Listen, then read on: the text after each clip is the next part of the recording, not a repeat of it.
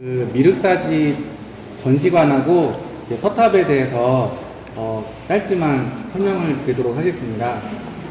미륵사지는 이제 선생님들께서 오신 길은 제가 내적 근처로 가리키고 있는 이 길을 따라서 올라오셔서 여기 있는 전시관으로 지금 들어오셨어요.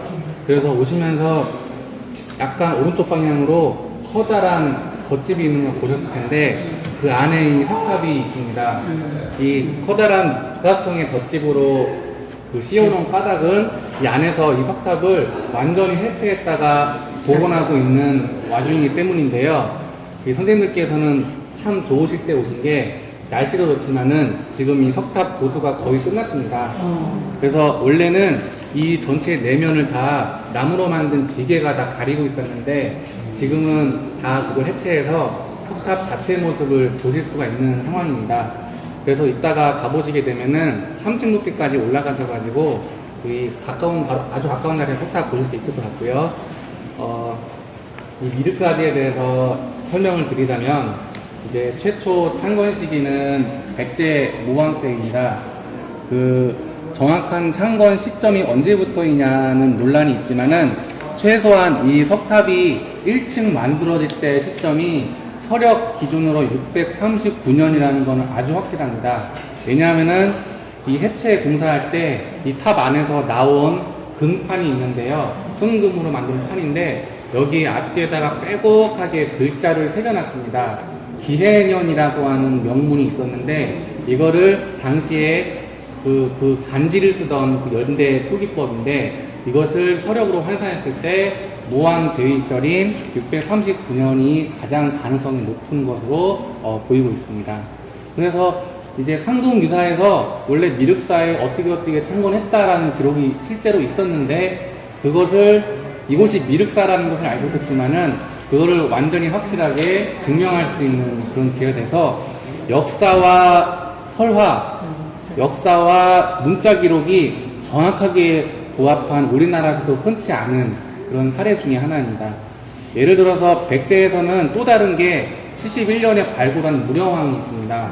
이 무령왕도 공주의 송산리 고분군의 양에 있는데 이제 기록 속에 무령왕이 있고 하지만 무령왕이 어디에 만들었는지 몰랐다가 71년도 배수로 공사하다가 확인된 도굴되지 않은 그 무덤에서 매직권과 지석의 나무로 인해서 이곳이 바로 기록 속의 무령왕이다라고 하는 그런 엄청난 사실을 확인하고 대대적인 당시에 이제 고고학적인 조사에 대한 분위기를 환기하는 계기가 되었는데 그 이후에 가장 백제 지역에서 큰 발굴이 바로 이 미륵사가 아닐까 생각이 됩니다. 사설이 길었는데요. 자, 이제 미륵사에 대해서 좀 설명을 드리면 삼원 병렬식이라고 부르고 있습니다. 세 개의 사원이 나란히 있다는 뜻으로 삼원 병렬이라고 부르고 있는데 우리나라에서는 유일한 사례입니다. 근데 중국까지 찾아봐도 중국도 이런 사례가 없습니다. 다만 이제 중국 도난서굴에 가면은 세 개의 사원이 탑이 있는 그림이 있습니다. 벽화 그림이 있는데 아마 거기서 모티브를 따오지 않았을까라고 생각되지만은 그럼에도 불구하고 중국에서도 이렇게 삼원이 발굴된 사례가 없고 크기로 봐도 이제 우리나라에서는 가장 큰 고대 사원, 중국에 비교해도 거의 비슷한 사례를 찾아볼 수가 없는 그런 대사원이 되겠습니다. 죄송합니다. 자, 근데 왜 삼원이냐에 대해서 궁금하실 수가 있겠는데 원래 백제는 이렇게 금당, 불상이를 모셔놓은 금당이 있고 탑이 있고 그 다음에 입구인 중문 그 다음에 사실은 그 뒤에 강당까지 해서 일렬로 쭉 배치되는 이런 1금당 1탑씩의 가람 배치가 기본 정석이었어요. 그거는 이제 부여 지역에 있는 정림사진이, 능산리 사진이, 왕흥사진이 다 그랬는데, 익산으로 넘어와서 7세기 이후에 만들어진 바로 이 미륵사지에서는 이런 탑, 금당, 이런 배치가 하나, 둘, 세 개가 놓여있는, 그리고 뒤에 강당만 크게 하나가 있는, 이런 식으로 바뀌게 됐습니다. 근데 이것이 건축 설계자의 어떤 자기의 개성이라든가 우연의 일치라고 보진 않습니다. 왜냐하면은 이 사원 자체 이름이 미륵사이기 때문인데요. 이제 미륵사라고 했을 때는 결국에 이곳에 모신 중손이 바로 미륵부처님이라는 것을 의미합니다. 근데 저도 불교에 대한 교리는 전혀 깊지 않지만 이제 배운 대로 말씀드리자면 이제 미륵부처님은 현재는 보살의 상태로 계세요. 어디 계시냐면 용화산에서 수행 중이신데 먼 훗날 세상이 혼탁해졌을 때 이 세상에 내려오셔가지고 부처님으로서 3번 설법을 한다고 그러시거든요. 3번 설법할 장소가 바로 미륵사다라고 백제 사람들은 점지해 놓고 그 자리에다가 이 미륵사를 세운 것입니다. 그래서 삼국유사에 나오는 이 뒷싸움의 산 이름이 원래는 지금은 미륵산인데요. 용화산입니다. 네. 용화수, 용화산. 바로 여기서 이제 수행하시던 미륵 보살님이 먼 훗날에 부처님이 돼서 이곳에 내려와서 3번 설법해서 백제 중생들을 모두 구하고 그 다음에 백제 그리고 백제 불법 불교의 세상을 만들어 나가는 장소로서 이제 설계가 된 그런 불교적인 교리를 바탕으로 둔 곳이 바로 이 미륵사가 되겠습니다. 또 참고로 지금도 사자암이라고 있는데 이 사자암이 한국 유사에는 사자사란절이 나옵니다. 그것도 이제 용화산에 있었다 그러는데 거기에서 기거하고 계시던 지명법사가 이 원래 늪이었던 땅을 하룻밤 만에 싹 다 메우고 이제 그 평탄한 땅으로 만들었다는 설화가 있어요. 근데 이 지명법사한테 찾아갔던 사람이 바로 한국유사에 의하면 무왕과 선화공주거든요. 알다시피 이제 선화공주는 원래 신라 진평왕의 딸이죠. 그러니까 선덕여왕의 자매가 되는데 기록에는 없는 공주입니다. 근데 이제 무왕이 이제 진평왕의 딸의 미모가 뛰어난 소식을 듣고 신라에 가서 징후로 보면은 19금이 되는 이제 노래를 아이들한테 터뜨려가지고 선화공주가 공주는 쫓겨나게 부르죠. 그러니까 선화공주는 당연히 서동이 미워야 되는데 서동의 댕댕이를 보고 따라가기로 결심했습니다. 지금으로 치면은 법정 서동감인데 그 시절에는 왜겠나 모르겠습니다. 그래가지고 이제 백제로 서동이 선화공주를 데리고 왔는데 이제 금마 땅으로 왔어요. 바로 이 익산의 금마nú이지 않습니까? 여기서 원래 말을 캐던 서동인데 여기에서 마가 중요한 것이 아니고 사실 서동이 금광을 알고 있었습니다. 금광. 그래서 선화공주한테 이렇게 금도 보여주고 그랬더니 이제 우리 아버지한테도 이 금을 좀 보내주면 서동이 점수를 따겠구나 해서 금을 어떻게 보낼까 하고 고민하다가 찾아갔던 게 지명법사예요. 그러니까 지명법사가 신기한 도술력으로 그 금을 하루 만에 다 신라 경주로 보내줬다는 거죠. 그러면서 진평은 그때부터 마음이 돌아서가지고 이제 든든한 장인어른으로서 나중에 무왕이 이제 이곳을 지을 때 막 백공을 보내줘서 사찰 짓는 걸 도와줬다 그런 기록도 있고요. 그래서 지명법사의 그런 끈끈한 사이가 있는데 이제 선화공주랑 무왕이 돼가지고 서동이 무왕이 돼가지고 무왕으로 즉위해가지고 이곳에 갔다가 바로 이 옆자리에서 만난 게 미륵 3존입니다. 그래서 그때 감복한 선화공주가 이곳에다가 절을 지었으면 좋겠습니다 해가지고 그것이 발원이 돼서 3개의 탑을 지었다라는 기록이 유사에 나와요. 그러니까 삼원 바람이 실제 기록에 나오는 감동적인 순간입니다. 그래서 이렇게 지명법사가 늪도 메워주고 해서 절을 지어서 이제 이곳이 바로 미륵사가 되고 이제 왕궁리유적 도시일지 모르겠는데 그것은 또 이제 무왕 시절 어쩜 무왕보다 더 거슬러 올라간 시점부터 왕궁 같은 중요한 시설로서 건설됐던 곳이거든요. 그러니까 무왕을 전후한 시기에 부여를 떠나서 이 익산 지역에 굉장히 많은 사찰도 지어지고 뭐 왕궁도 지어지고 하면서 굉장히 중요시했던 지역입니다. 그래서 당연히 그 시점에 백제의 수도는 이제 신라의 경주는 1000년 동안 쭉 갔다 그러지만은 이제 백제는 수도를 천도를 3번을 하는데 이제 한성, 옹진, 공주, 그 다음에 사비, 부여인데 한 번 더 천도를 시도했던 곳이 아닐까 하는 곳이 익산이거든요. 근데 완전히 천도하진 않은 게 의자왕이 백제 마지막 왕인데 그 이제 백제 멸망을 맞이했던 곳이 사비로 생각이 됩니다. 그래서 익산은 약간의 조선시대 정종의 화성, 수원 화성과 같은 그런 곳이 아닐까. 새로운 정치적인 시도를 할 수 있는 땅으로서 이곳을 개발했던 게 아닐까 그렇게 생각되는 중요한 부분이 되겠습니다. 그래서 이제 현재 이 석탑에서 나온 출토품이 사리장구라고 하는 유물이 이 전시관의 메인 유물이고, 그 외에 이제 이곳에서 나온 2만 점의 유물 중에 중요한 것들을 선별해서 이 전시관에서 전시를 하고 있습니다. 그래서 지금부터는 이제 들어가서 가지고 유물들을 좀 설명을 드리도록 하겠습니다. 이고요. 이따가 보시기도 합니다. 그리고 현재 이 뒷부분은 시멘트를 모형으로 만들어 놓은 것이거든요. 그래서 절반은 없었습니다. 이게 이런 식으로 시멘트를 발라놓은 게 1915년의 일입니다. 그리고 미륵사지가 처음 만들어진 게 639년 전후라고 말씀드렸으니까 이 모습으로 발견된 1910년 일제시대 시작 시점, 일제학자들이 이 탑의 가치를 발견하기 때까지 무려 1400~1500년의 시간을 그냥 이런 식으로 조금씩 탑이 쇠락을 했는데, 백제 때 처음 만들어진 이후 약간씩의 보수는 있었겠지만은 이것을 근본적으로 뜯어고치려고 하는 시도는 없었던 걸로 생각이 돼요. 그러니까 아이러니하게도 이제 우리나라가 국권을 빼앗긴 다음에 일본인 학자들에 의해서 이 가치가 재발견되고, 그 다음에 응급조치긴 하나마 이렇게 시멘트가 이렇게 발라졌습니다. 그나마 시멘트를 이렇게 해놨기 때문에 2000년대 이후에 우리 손으로 문화재연구소가 이제 조사와 해체 보건 수리할 수 있게 된 아이러니는 있지만은, 이 자체가 시멘트의 미감이 상당히 탑의 원형을 해치고 있다는 것은 좀 안타까운 부분이고요.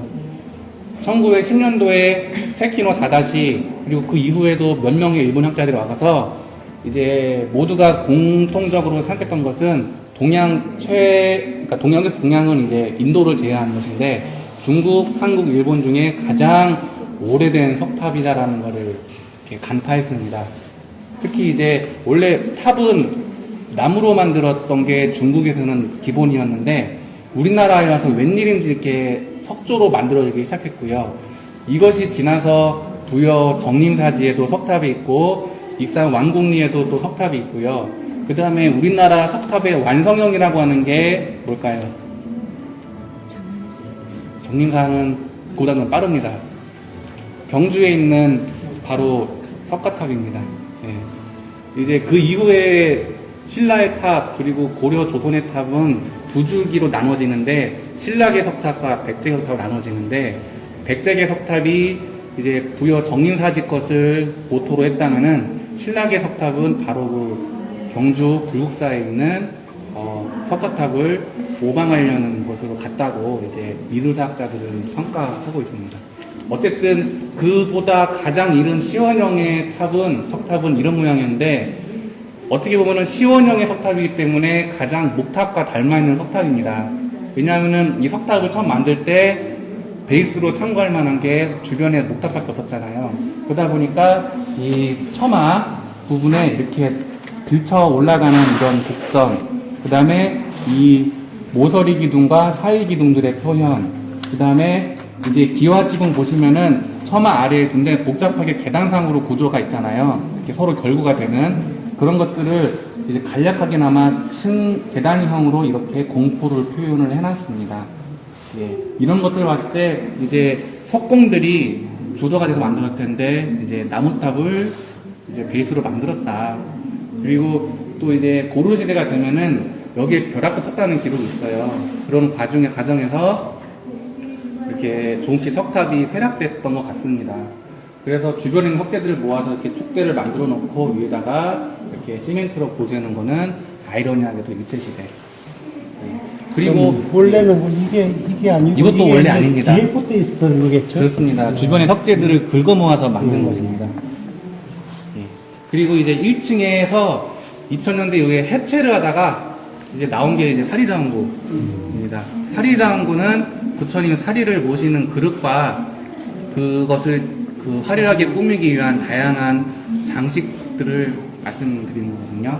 그래서 사리장구가 이곳에서 나왔다. 볼품 없는 보물들이긴 합니다만, 여기 나오는 것들은 다 진단구라고 하는 것들입니다.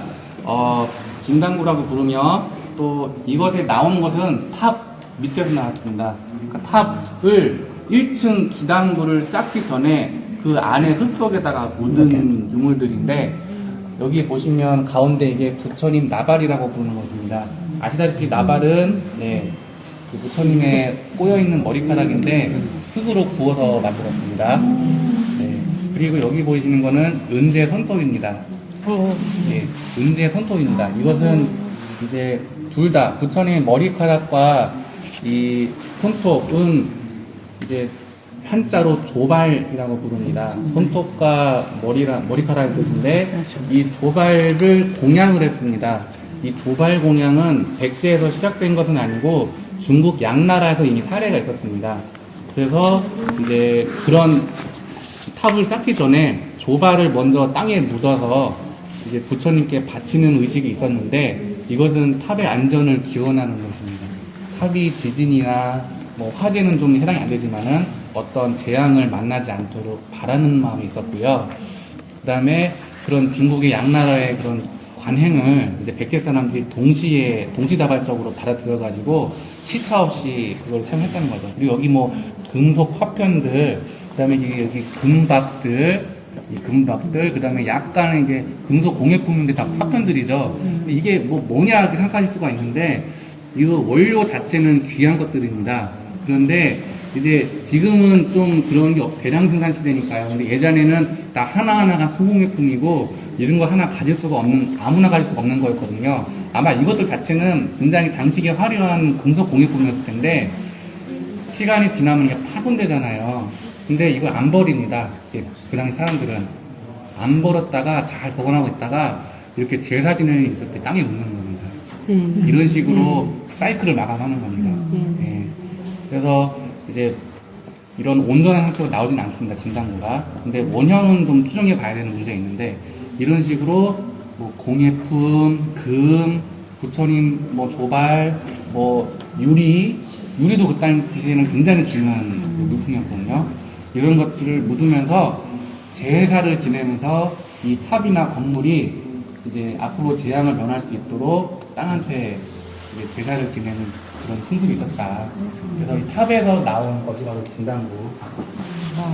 한가운데 이렇게 커다란 화강암 기둥이 하나 있었어요. 이게 그 모형인데요. 그 기둥의 높이는 이만하고요. 이게 지금 실제 사이즈입니다. 이게 원래 목탑의 중심부에는 기둥이, 나무 기둥이 높이 올라가지 않습니까? 근데 석탑이니까 그런 거는 나무를 안 쓰잖아요. 대신 이 화강암을 통째로 깎아가지고 이렇게 한 층, 두 층, 세 층 쌓았어요. 심주석이라고 부릅니다. 근데 심주석 가장 밑에 칸의 가운데에서 이렇게 가로 세로 25cm 길이, 깊이 27cm의 구멍을 또 뚫어놨어요. 이 안에다가 바로 사리장구를 넣어놨습니다. 이게 그 나온 사진인데요. 이것이 바로 사리봉영기라고 부르는 아까 말씀드렸던 그 금판, 그리고 이것이 사리소라고 부르는 사리그릇입니다. 그리고 주변에도 뭐 칼, 뭐 유리, 그 다음에 뭐 청동으로 만든 합, 그 다음에 향가루, 이런 것들이 다 요 안에 고스란히 들어있었어요. 그러니까 석탑 안에 이런 식으로 되어 있으니까 도저히 도구를 할 수가 없는 그런 상황이겠죠. 그래서 다행히도 발견됐는데, 이제 여기는 이제 사진을 넣어놨습니다만, 근데 여기 재밌는 게 여기 먹줄이 이렇게 가 있어요. 근데 이제 건축에 대해서 보신 분들은 아시겠지만, 먹줄통이라고 부르는 이제 도구가 있지 않습니까? 그 튕긴 그 흔적입니다. 그래서 정 가운데다가 구멍을 뚫으려고 이렇게. 그래서 먹줄의 흔적이 실제로 이렇게 나와 있었어요. 그때도 목줄 사용했잖아요. 예. 그리고 이렇게 그 회를 발라서 돌과 돌이 서로 미끄러지거나 떨어지지 않도록 이렇게 해놓은 거고요. 이 화강암은 어디서 캐왔냐? 원래는 여기 근처에 황등이 있는데 황등 화강암이 유명합니다. 그런데 거기 거라고 생각했는데 성분 분석을 해보니까 이 미륵산에서 캐온 걸로 확인했습니다. 예.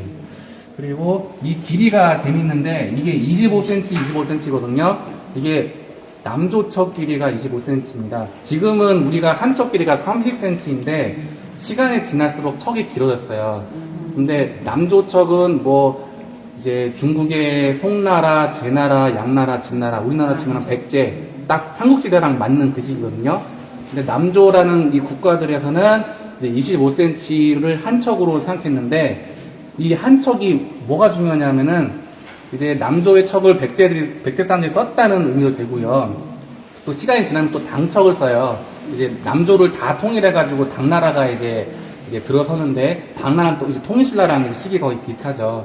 근데 당나라 때는 29cm예요. 그러니까 이것은 서민 경제가 어려워졌다는 걸 뜻하는 겁니다. 왜냐하면은 옛날 세금 걸 때 돈을 걷는 게 아니고 세금을 뭐 연포 몇 척을 내라 뭐 이런 식으로 길이 단위로 한 거예요. 그러니까 이제 한 척을 옛날에는 내가 10척을 냈으면 내가 250cm면 됐는데, 이제 10척을 내라 그러면 당나라 되니까 290cm를 만들어 내야 되는 거예요. 네. 쉽게 말하면 그렇습니다. 그러니까 이제 세금이라든가 건축, 도량형 모든 부분과 다 연결되는 부분이거든요. 근데 이게 딱 25세대 나보니까 이제 백제 사람들이 남도척을 사용해서 미륵사를 지었구나 하는 걸 이제 알 수 있는 그런 자료입니다.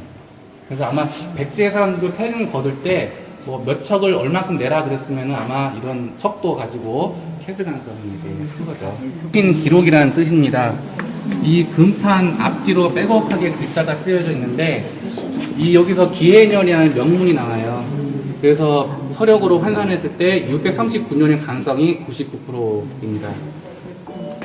네, 이거는 순금제이고요. 이제 칼 같은 걸로 글자를 새긴 다음에 그 안에다가 붉은색 황화수은을 발라서 글자가 돋보이게 했습니다. 백제 당시 기록이죠. 그래서 이 석탑을 1층을 만들 때 시점이 639년이었다라고 하는데, 이제 보통 탑보다는 뒤에 있는 금당을 먼저 짓거든요. 그러니까 아마도 이 금당은 이보다 더 빨리 건설됐을 것이고, 그래서 언제쯤 정확하게 모르겠지만 639년 이전 7세기 초부터 건설이 시작된 것 같습니다. 그래서 이제 삼국유사에 의하면은 이제 선화공주와 무왕이 함께 이 절을 지었다라고 되어 있었는데, 여기서는 선화공주 얘기가 한마디도 안 나오고요. 그렇다고. 이제 부여 이제 대기족인 사탁씨의 딸이 왕녀로 등장합니다. 그러니까 이제 뭐 왕조 시대야 다 그렇지만은 대기족의 딸과 결혼했을 것이고, 이제 대기족의 어떤 이제 자기 딸을 이제 시집 보낸 그 대기족은 외척이 돼가지고 굉장한 권세를 누렸겠죠. 실제로 사택 씨는 백제 대성팔족 중에 한 명으로서 이제 사택 지적이라는 귀족이 쓴 이제 비석도 남아 있습니다, 부여에.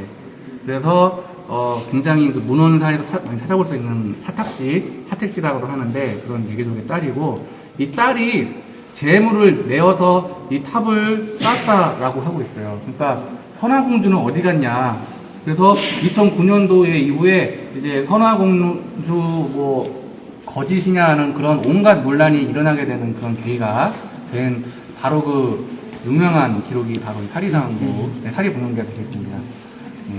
근데 여기에는 또 그런 내용도 있지만은 이제 부처님을 법왕이라고 부르고 있고, 또 이제 왕에 대한 얘기 하기 전에 먼저 왕비에 대한 얘기가 먼저나요. 근데 왕비에 대한 칭송이 굉장히 막 자자합니다. 그 세부적인 기록은 제가 가리키는 방향의 사리의 분명기 해석이 있습니다. 그래서 먼저 부처님에 대한 찬미, 그 다음에 왕비에 대한 뭐 칭송, 그 다음 세 번째 단락이 왕에 대한 기록인데, 이게 639년이잖아요. 근데 왕의 뭐 건강하고 뭐 왕실이 뭐 안녕하고 뭐 이런 얘기가 나와 있어요. 근데 641년에 무왕이 돌아가세요. 그러니까 2년 전이니까 이미 충분히 이제 숙환이 있었을 수가 있죠. 예. 그러니까 어쩌면은 다만 추정컨대 제 생각이지만은 뭐 무왕의 어떤 건강 이상설이 뭐 미륵사 창건의 어떤 하나의 발견이 될 수 있지 않을까 하는 예, 해석이 나옵니다. 그래서 이제 백제 땅에서 불법이 이제 풍성해서 이제 모든 사람들이 이제 불교에 귀의하기를 바라는 그런 내용이 마지막으로 나오고 있습니다. 여기부터 깔고 그 다음에 이제 사리상고들을 이제 그다 담아 넣은 거죠. 그 주변에 이제 충전됐던 게 이런 동그란 이제 구슬들인데요. 여기 보면 다 하나같이 구멍이 뚫려 있어가지고 염주가 아닐까 추정됩니다. 염주도 있고 끓일 수는 없나? 녹색 유리는 왕궁 유리에서 많이 나왔는데, 이 사찰 안에서 처음 봤다. 제가 좀 지나갔습니다만 저쪽에 보시면 도가니가 있습니다. 도가니. 도가니. 이 사원 안에 도가니가 나왔다는 것은 여기서 직접 유리를 만들었다는 뜻입니다. 근데 삼국시대 공방이라는 것은 흔치가 않아서 딱 세 군데, 그 왕궁, 궁궐 옆에 하나 있거나 아니면은 관청에 있거나 아니면은 사원에 있었어요. 이 세 개가 가장 위세가 높았다는 걸 의미하고요. 이제 각각에서 필요한 그런 공예품들을 이제 옆에다가 공방을 두고 직접 만들었다는 의미입니다. 그거는 이제 삼국시대 사원 공방이라고 부르는 것도 특이한 거예요. 이제 그리고 연산리사대에도 그런 공방의 흔적이 나왔고, 아시다시피 거기서 나온 제일 중요한 공예품이 백제금동이에요. 그리고 요거는 당시 귀족들이 썼던 돈입니다. 돈. 금을 이렇게 한 양 단위로 이렇게 길게 만들어서 여기다가 또 글자도 새겼는데요. 이 사리장구랑 같이 나왔어요. 이제 백제 왕실이 이 탑을 세운 건 맞는데, 이 탑을 세우는 그리고 사리장구를 묻는 그 시점에 마치 거대한 축제처럼 귀족들도 참가를 했던 거죠. 그리고 멀리서나마 아마 주변 지역의 백성들도 그 광경을 보았을 것인데, 지금처럼 지금과 똑같이 시주를 이렇게 합니다. 시주하는데 이제 선생님들이 이제 시주하실 때 바라는 그런 소원과 똑같이 적어놨어요. 뭐 어디 사는 누가 가족과 함께 바칩니다. 그런 이제 뭐랄까요, 개인 구독적인 성향이 그때도 뭐 약간씩 보이는 거죠. 그래서 돈에다 그 글자를 새겨가지고 이렇게 넣어놓는 거예요. 그리고 요거는 이제 은재 관군익이라는 것인데요. 이제 자기 계급장입니다. 계급장. 근데 신라나 가야 사람들에서도 이제 일종의 관모가 있잖아요. 머리에 쓰고 다니는 관모가 있는데, 백제 사람들은 관모도 쓰다가 이제 6세기 중반 이후가 되면은 이제 관모도 금속관을 안 쓰고 대신 이제 천으로 된 관에다가 저 은재로 만든 이제 꽃 모양 꾸미개를 꾸미고 다녔어요. 쓰고 다녔어요. 이게 계급장입니다. 그러니까 이제 그 5세기 때, 뭐 그때까지만 해도 이제 드라마에서 보는 것처럼 막 칼차고 막 관 쓰고 이러면은 이게 신분의 상징이거든요. 근데 이제 관료제가 정비되면은 이때부터는 6세기 이후로는 내가 굳이 뭐 내 몸을 화려하게 치장하지 않아도 이제 내가 뭐 하나 꾸리고 있으면 저 사람은 뭐 공무원 몇 급 하는 걸 다 알 수 있는 그런 사회인 거죠. 그러니까 개인에 대한 치장이 좀 줄어드는 건데, 그것은 이제 불교의 영향도 있어요. 그러니까 뭔가 스스로 이제 검소하게 살고 이제 장례도 좀 간소하게 하고 이러는 다 불교 관련이 있습니다. 그래서 이런 계급장 사례가 다양해서 사회가 좀 정비가 되고, 진주는 우리나라에서 가장 오래된 진주입니다. 근데 이때는 진주 양식도 안 되고 우리가 부품을 수입했는데 동남아시아 아니면 일본으로 추정이 되고 있어요. 근데 뭐 이미 뭐 일본하고 교육은 당연한 거였고, 동남아시아라고 한다면 또 새로운 얘기가 이제 될 텐데, 이제 앞으로의 과제고요. 그리고 여기 보시면 여기 이렇게 말아놓은 거 있잖아요. 옛날 사람들 아까 보셨던 그 돈 있잖아요. 그걸 접어서 생겼어요. 동글동글한 네, 맞아. 편하게 이렇게 접어서 말았죠. 그런 거. 여기 접은 거 있습니다. 이건 사리호입니다. 작은 게 안에 있어서 내호, 큰 게 바깥에 있어서 외호입니다. 이제 내호는 금, 외호는 금동입니다. 그래서 내호는 순금이라서 이 금판을 망치로 두들겨가지고 형태를 잡았어요. 형태를 잡은 다음에 이제 날카로운 도구로 문양을 꼼꼼하게 새겼죠. 그 다음에 이제 요거는 금동인데요. 이제 겉부집 안에다가 동물을 부어가지고 붙인 다음에 거기다가 금을 발랐어요. 수은으로. 예. 이렇게 해서 금동을 만들었는데, 둘 다 이제 진짜인데, 얘는 복제를 만들었거든요. 근데 너무 원본 자체가 상태가 좋아가지고 복제랑 둘이 넣으면 헷갈려요. 그 정도로. 그 정도로 상태가 좋습니다. 자, 그리고 이제 안에 거는 이 안에 하나 더 들어가는데 유리병이 들어갑니다. 유리병이 오가 아니야? 이건 확대해 놓은 모습이고요. 제거보다 작아야 되니까 이 비율을 생각하시면 되거든요. 굉장히 작은 사이즈고 유리 두께도 0.1mm 이 정도로 굉장히 얇아가지고 이제 다 깨진 상태에서 나왔습니다. 유리가 원래 안정된, 금처럼 안정된 물건이 아니고 시간이 지나면 다 부식되는 겁니다. 바들바들 부스러지는, 원래 그렇습니다. 그래서 이렇게 유리, 이것도 납이 섞여서 좀 녹색을 띠고 있죠. 이 안에 이렇게 사리가 하나 들어갔어요. 그러니까 사리가 정말 작은데, 이건 이제 확대는 했습니다만, 예. 근데 이 마개를 통과해서 들어갈 수 있는 건 이 살이 하나였어요. 근데 요 안에서 나온 이 살이 외에 얘네들이 나왔습니다. 얘네들이. 그 안에서요. 네.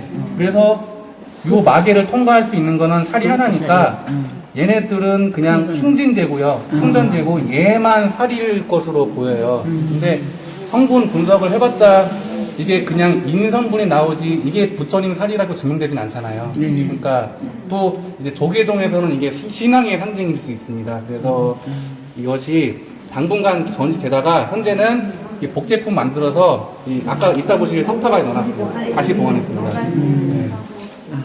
예. 그 속에 들어갔어. 다시 원래대로 원위치에 넣어놨습니다. 네. 근데 이제 조계종 분들은 이것까지 다 살이다. 라고 생각하시더라고요. 근데 뭐 어쨌든 그랬고 이 안에도 이렇게 유리가 향가루와 함께 충전된 상태로 나왔습니다. 향가루. 예. 네, 그리고 이제 재밌는 것은 이 탑이 이 분리가 되는데 뚜껑, 그다음에 이 배 부분에서 이렇게 하나, 그다음에 배 아래에서 하나 이렇게 나눠집니다. 뚜껑이야 이게 덮이는 건데 이제 상반부와 하반부는 만두 붙여. 그냥 끼우는 게 아니고 이렇게 니은자 모양으로 홈을 파가지고 이 목을 딱 한 다음에 돌리면은 맞물려서 안 나와요. 네. 그래서 이렇게 리벳을 박은 흔적이 있고요. 이렇게 니은자로 해서 돌려서 맞물리게 해놨습니다. 그리고 작은 것도 이렇게 위아래로 분리됩니다. 예. 그렇죠. 예. 그리고 여기 보시면은 뭐 연꽃무늬, 뭐 당초무늬, 어자무늬 이런 것들이 막 촘촘하게 배치가 되어 있는데 이제 뭐 어자문 중에서는 이제 물고기 알처럼 빽빽하게 동그라미를 박은 어자문이라고 하는데 가장 빠른 살이에요, 우리나라에서. 그리고 이게 최근에 중국에서도 비슷한 게 나와가지고 뭐 굉장히 흡사합니다. 근데 그건 주전자이긴 한데 이제 성서성에서 이제 박물관에서 좀 전시하고 있다고 합니다. 그래서 뭐 오히려 거꾸로 백제 사람이 중국에 가서 만든 거 아니냐 이런 얘기 하시는 분들도 있을 정도로 굉장히 흡사한 디자인이 있어서 어쨌든 좀 주목이 됩니다. 이 안에 이제 사리 하나 모시기 위해서 이제 사리와 가장 맞닿는 부분은 유리병, 그 다음에 금제병, 그 다음에 이제 금동제라고 해서 이제 유리가 금보다 더 귀했던 것 같습니다. 네, 이런 식으로 부처님 사리를 상징으로 귀하게 만들었으면 봤을까요? 중국에서부터 넘어왔습니다. 그래서 양나라 때 이제 백제 사진 신라 사진에 가서 이제 부처님 사리를 얻어왔다는 그런 기록이 있어요. 아마 그때 그 기록의 사리가 여기로 왔는지도 모르는 일입니다.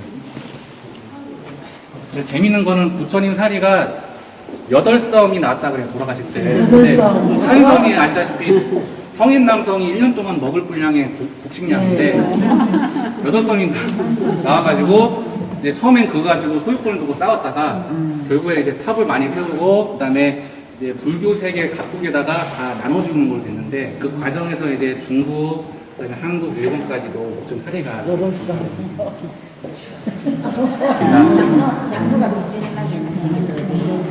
이것은 백제 건 아니고 성인신라 걸로 보고 있습니다.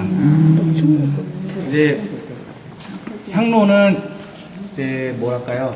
이제 향목이라고 하는 고급 자재가 있는데 이걸 이제 불에 태워서 난 향을 이용하는 거죠. 그래서 원래 인도에서부터 쓰던 것들인데 이제 동아시아 각국에도 이게 불교와 함께 쓰기 시작했고 굉장히 그 당시로는 고가의 물품이었다고 합니다. 이 향목을 태워서 나는 연기가 이제 부처님 모셔놓은 금단 안이나 이런 곳에 채워지면서 잡냄새를 못 맡게 만드는 그런 효과가 있습니다. 그리고 향 자체가 부처님한테 공양한다는 의미도 있다고 합니다. 그래서 그것을 담는 그릇은 굉장히 귀하게 만들었는데 가장 이제 유명한 거는 이제 능산사진에서 나온 백제 금동 대향로가 가장 유명하고요, 국보고요. 얘는 이제 그거보다는 좀 떨어지지만은 근데 통일신라 때 이만큼 완전하게 나온 이제 동물 다리 모양 향로가 없습니다.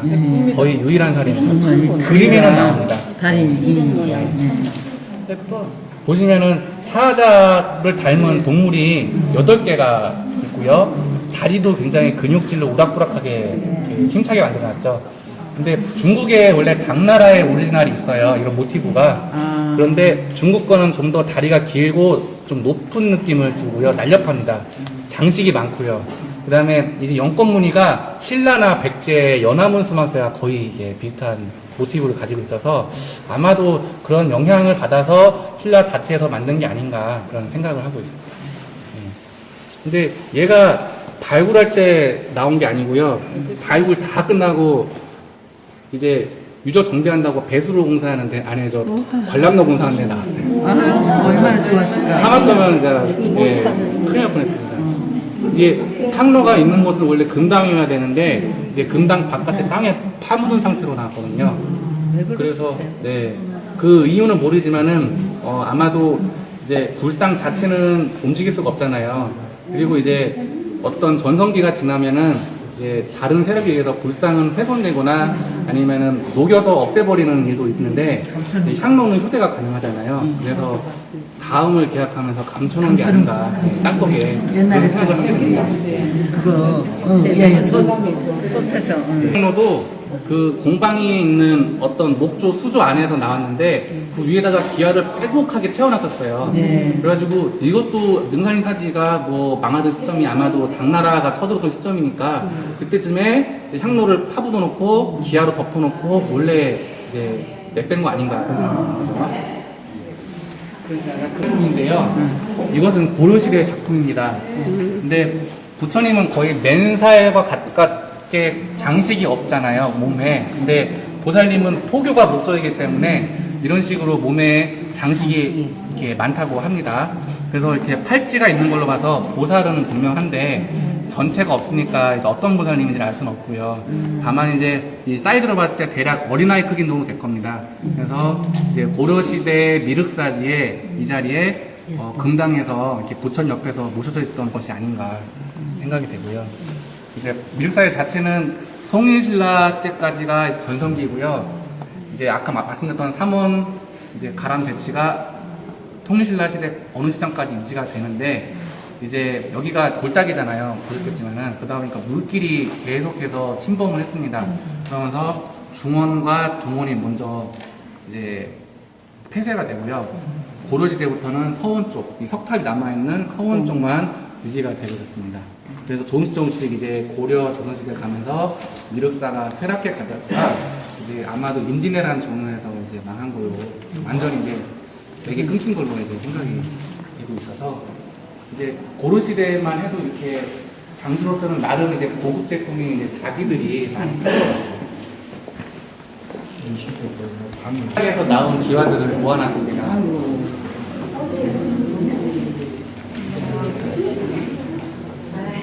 네. 이제 감상 포인트는요, 이제 백제는 우아하고 좀 담백하다. 네, 맞아. 통일신라는 화려해진다. 통일신라는. 네. 고려시대는 문양이 다양해지는데 투박해진다. 조선시대는 더 많이 투박해진다. 이렇게 간단히 말씀드렸는데 이제 그 취향 따라서 아마 나는 백제께 좋아, 통일신라께 좋아 이런 분들이 계시더라고요. 백제, 단연 백제요. 백제가 네, 사치스럽지 않고 이제 이것은 산업과는 관련되어 있습니다. 이제 백제 때는 기와를 쓸 수 있는 데가 궁궐, 그 다음에 단청, 사원 이런 데만 썼거든요. 근데 특히 그 중에서도 이렇게 기와 끝을 마감하는 막세 기와는 더더욱 그랬습니다.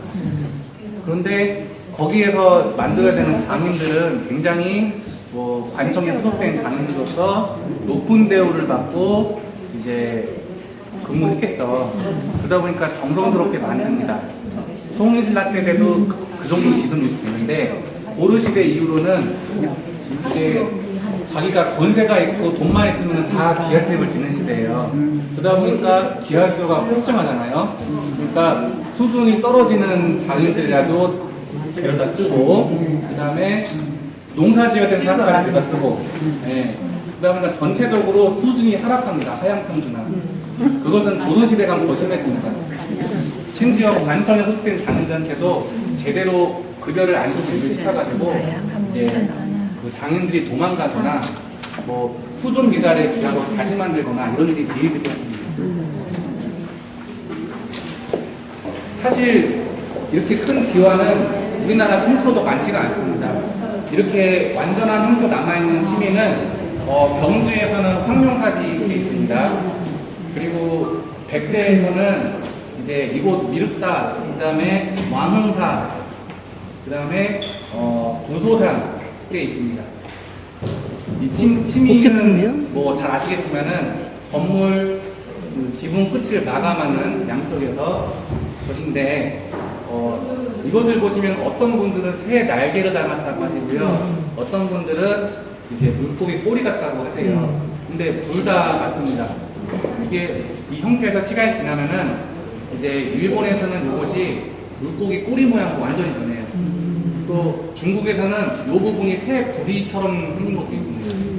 근데 왜 그런 착종이 생기냐면은 이 치미의 그 말의 단어의 근원 자체가 원래 물속에서 사는 용이 있는데 이 용이 꼬리를 치면은 하늘에서 비가 내린다는 전설이 있었어요, 중국에서. 그래서 이 용의 꼬리를 만들어다가 지붕 위에 올려놓으면은 건물의 화재가 예방된다는 속설, 미신이 있어가지고 이런 치미를 만들기 시작했다고 해요. 근데 이 용의 꼬리가 뭘 닮았냐면은 이제 갑자기 생각나네요. 여기 있습니다. 없네요. 그 솔개의 꼬리를 닮았다고요. 새 꼬리를 닮았다고요. 그러니까 어떨 땐 용의 꼬리고 어떨 땐 새 날개 모양으로 이렇게 표현이 됐습니다.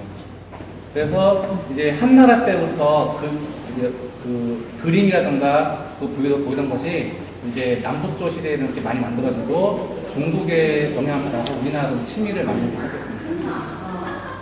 그래서 이런 치미는 좀 다른 방면과도 이렇게 큰 사이즈로 보시면 흔치 않은데 워낙 큰 사이즈이기 때문에 운반과 감아서 구워내는 용이성을 위해서 이렇게 반으로 잘라서 만듭니다.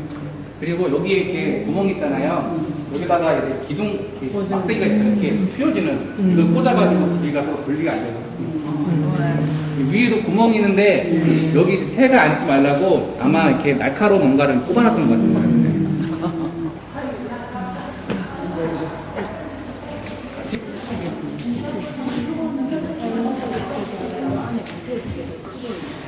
여기가 하고 사이사이에 색을 이제 해가지고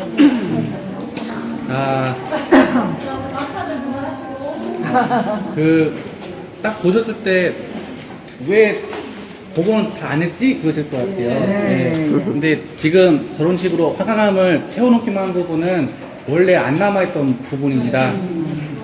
원래는 시멘트가 있었던 부분이고요. 근데 사실 6층까지 남아있었고요. 이 1, 2층만 봐도 이제 나머지 6층까지 없는 부분도 복원을 할 수 있는데 안 했어요. 안 한 거는 이제 그 안정성의 문제, 그 다음에 우리가 모르는 거는 몰도 놔두자라는 최근의 문화재 보존 정책, 그 다음에 이제 우리가 모르는 부분은 후손을 위해 남겨두자, 이런 거죠. 네. 네. 그리고 중간중간 흰돌과 누런돌이 있는데 당연히 흰돌은 최근에 황등에서 캐온 화강암 가지고 만든 것입니다. 만든 것은 기계로 안 하고 다 장인들이, 석공들이 다 쪼아서 만들었습니다. 심지어 요런 거 보시면은 한돌인데 왼쪽은 하얗고 오른쪽 노랗잖아요. 이거는 진짜 붙인 겁니다. 붙였는데 사이에 이렇게 접착제도 있지만은 그 안쪽에다가 텅스텐심을 박았다고 합니다. 예. 그래서 만약에 지진 나면은 이제 쉽게 그 가운데 부분이 파손되도록 해놔서 이제 원 부재를 보호하는 목적이라고 합니다. 평상시에는 튼튼하게 맞물려 있고요. 그래서 이 공법은 이번에 새로 개발된 거라고 하는데요. 문화재연구소에서 개발한 것인데 이제 이 기법을 배우려고 이제 캄보디아 앙코르와트에서 와서 거기도 다 석조 사원이잖아요. 불교는 아니지만. 그래서 거기서 배우려고 이렇게 온다고 합니다. 그래서 이런 것들. 이제 가로 한쪽이 15m입니다. 그러니까 굉장히 길죠. 네. 15m. 그래서 동양 최대의 석탑입니다. 동부가 최고 가장 오래된 그리고 가장 큰 석탑입니다.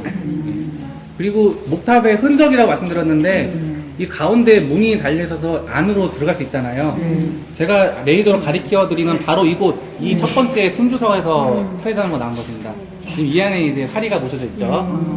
그리고 이런 식으로 문으로 안으로 들어갈 수 있는 것 자체가 목탑의 흔적입니다. 네. 목탑은 원래 다 그런 공간이 있고요. 그 안에다가 일본의 호르지 5층 목탑만 봐도 그 안에 소주상들이 있어요. 그 안에서 예배를 본 겁니다. 근데 이제 이런 식으로 문을 만들어서 통과를 할 수 있도록 해놓은 것 자체가 그런 목탑의 흔적이다. 근데 이제 미륵사지까지는 했는데 너무나 크고 너무나 힘든 거예요. 부재도 많이 들어가고. 그러니까 그 다음에 만든 것으로 생각되는 이제 정림사지, 부여 정림사지 5층 석탑 가면은 굉장히 작아지죠. 한 요만하게 작아지죠. 그래서 문도 없어집니다. 이제 그거 자체가 이제 베이스가 돼서 쭉 가는 건데, 신라까지. 그런 식으로, 그래서 이제 어떻게 보면 가장 웅대하게 볼 수 있지만은 가장 구조적으로 불안정하고 만들 때 힘들고 그 다음에 수많은 사람들이 고생했던 탑이기도 하는 거죠. 석관이 석탑을 만들었다. 그리고 이제 층수로는 지금 6층까지 남아있는데 요 처마가 좁아지는 체감비로 봐서 9층까지 있었을 것이다 라고 보는 게 현재로서는 이제 중론인데 그걸 만들어 놓은 게 동쪽에 있는 그 하얀 탑입니다. 그건 이제 기존에 안 남아있던 탑을 완전히 새로 만들어 놓은 것인데 이제 이 유명한 유흥준 청장 같은 경우 예전에 여기 와가지고 저 탑을 보면서 굉장히 못생겼다. 저건 없애버린다는 얘기를 했었어요. 왜냐하면 90년대 다 기계로 깎아서 만들어서 완전히 그 인공미밖에 없거든요. 네, 이런 느낌이 안 나는 거죠. 근데 저것도 천년 지나면 또 모르는 거죠. 그래서 6층까지 있는데 사실 정확하게 얘기하면은 정확한 층수는 현재로서는 모른다. 그래서 더 이상 높게 복원하지 않은 이유도 있습니다. 위로 올라가서 한번 더 보시죠. 여기에 탑 끝에 다 구멍이 하나씩 뚫려 있습니다. 네, 이게 풍탁을 매달았던 곳입니다. 네. 이 동쪽에서는 실제로는 탑은 다 무너지고 없었지만은 그 땅속에서 풍탁 하나가 발굴됐어요. 그래서 그 풍탁 이제 요거 이제 매달았던 걸로 이제 확실하게 알 수가 있었고요. 그 다음에 네, 이 기단 밑에 그 사후에 나중에 지진 날 걸 대비해서 이제 매트릭스를 별도로 설치한 경우가 저쪽 동탑이고요. 그 다음에 백제대 기단 그대로 쓴 게 이쪽 석탑이에요. 네. 만약에 먼 훗날에 아니면 멀지 않은 미래에 일산 지역에 커다란 지진이 났을 경우에 어느 탑이 살아남느냐도 이제 만약에 이쪽은 살았는데 기껏 복원해 놓은 이게 무너지면은 이제 이 책임질산이 생기는 거죠, 이제. 근데 어쨌든 이제 분석을 할 때 백제 당시의 기단으로도 이제 어느 정도 수준의 지진까지 충분히 버틸 수 있다라는 계산을 했다고 합니다. 네. 그래서 현재로서는 이렇게 이 정도로 마감을 했는데 근데 사실 이게 미륵사지가 세계유산 유네스코 세계유산으로 등재가 됐습니다만 이 유네스코 실사단이 이곳에 와가지고 여기를 과연 세계유산으로 등재하는 것이 맞느냐 이커머스에서 와가지고 할 때 이 서탑은 높게 평가하는 반면에 동탑 같은 경우는 전 없애버렸으면 좋겠다 할 정도로 오히려 요새 최근의 문화의 정책은 있는 그대로 더 이상 흔들지 않도록 놔두는 것이 더 낫다 이렇게 보고 있다고 합니다. 그럼 천명이지는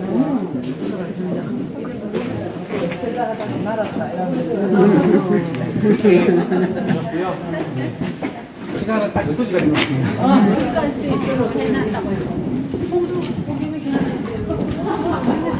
아, 저 위에는 완전 달아나네. 저렁저렁 달려서. 소고기도 한 점 마음대로 못 먹었어. 하나, 둘, 셋, 넷, 다섯, 여섯. 이럴 것이다 하지. 6천까지만 보이고 우리는. 아니 6천까지만 보이는데 왜 저는 라고 보여주는데 그럴 것이다 하고